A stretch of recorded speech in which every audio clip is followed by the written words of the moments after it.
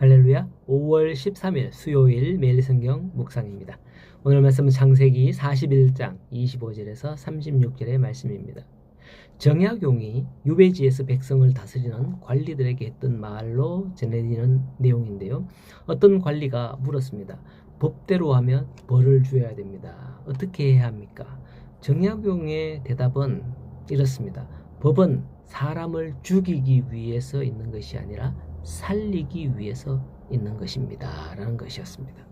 그렇습니다. 요즘 법은 어떤 역할을 하는지요? 법으로 처단한다는 명목 아래 사람을 끌어내 꼼짝 못하게 하고 또 죽이기 위해서 만드는 것 같다라는 그런 것 같아서 참으로 씁쓸합니다. 하나님께서 바로왕에게 이런 흉악한 꿈을 2번이나 겹쳐 꾸게 하신 것은 그 이유도 그러합니다. 바로왕이나 점술가나 현인들은 그 꿈의 기세에 눌려서 이게 무슨 천재지변이 일어날 징조가 아닐까 노심초사했죠.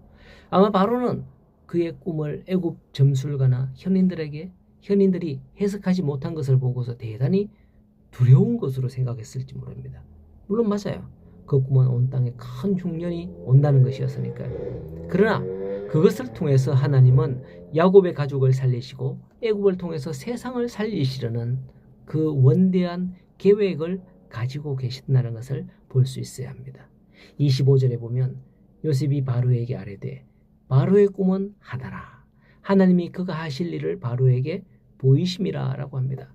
그러면서 하는 해석이 좋은 안소 7도, 좋은 이삭 7도, 7은 7년이며 후에 흉한 암소 7도, 마른 이삭 7도 7년이니 처음 7년은 큰 풍년이 될 것이지만 후에 7년은 큰 풍년을 잊을 만큼 흉년이 될 것이다. 이 꿈을 2번 겹쳐 꾸신 것은 하나님이 이 일을 정하셨고 속히 시행하실 것이다 라고 해석을 합니다. 바로는 너무나도 명확하고 쉽게 그것을 알아듣게 되죠. 그때 요셉 하나 건의합니다. 요셉이 33절에 이제 바로께서는 명철하고 지혜 있는 사람을 택하여 애굽 땅을 다스리게 하시고 앞으로 풍년 때에 풍년의 공물을 거두어서 저장하고 후에 있을 흉년을 대비하자라고 권합니다. 36절에 보면 이와 같이 그 공물을 이 땅에 저장하여 애굽 땅에 임할 7해 흉년을 대비하시면 땅이 이 흉년으로 말미암아 망하지 아니할 것이다 라고 말하는 것을 볼 수 있습니다. 사실 바로왕은 이러한 요셉의 조언에 충실히 따름으로써 애굽을 7년 흉년에서 구할 수 있었습니다.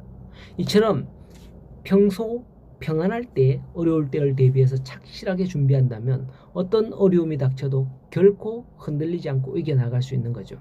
이것은 영적인 문제에서도 마찬가지입니다. 성도가 세상을 살다 보면 영적으로 흔들리고 어려움을 당할 때가 있습니다. 그런데 같은 시험을 당해도 어떤 성도는 시험을 이기고 더 성숙한 믿음을 가지는가 반면에 어떤 성도는 시험을 견디지 못하고 낙심하며 심지어 신앙까지 부리는 것을 볼 수 있습니다. 왜 이런 차이가 생기는 걸까요?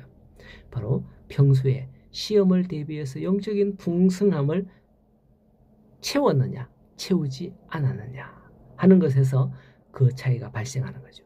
평소에 기도에 힘쓰고 말씀을 배우는 일에 충실한 성도는 어떤 시험이 와도 능히 이길 수 있지만 평소에 영적인 생활에 게을리한 성도는 시험이 왔을 때 곧 그 시험에 넘어지고 마는 것입니다. 성도 여러분, 예수님께서는 광야에서 사탄에게 시험을 받으실 때 하나님의 말씀으로 이겼습니다. 이와 같이 성도들이 평소 자신의 심령에 말씀을 채운다면 아무리 사탄이 유혹하고 시험하는 날이 온다 할지라도 결코 넘어지지 않을 것입니다.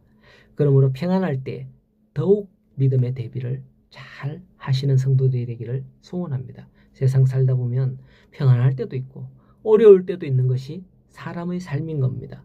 그럴 때 요셉의 해석과 조언을 기억하시기 바랍니다. 애굽에 닥쳤던 큰 위기도 하나님과 동행하고 믿음에 굳게 서 있던 요셉에게는 아무런 문제가 되지 않았던 겁니다. 오늘 믿음에 굳게 서서 흔들리지 않는 우리 성도님들이 다 되시기를 간절히 소원합니다.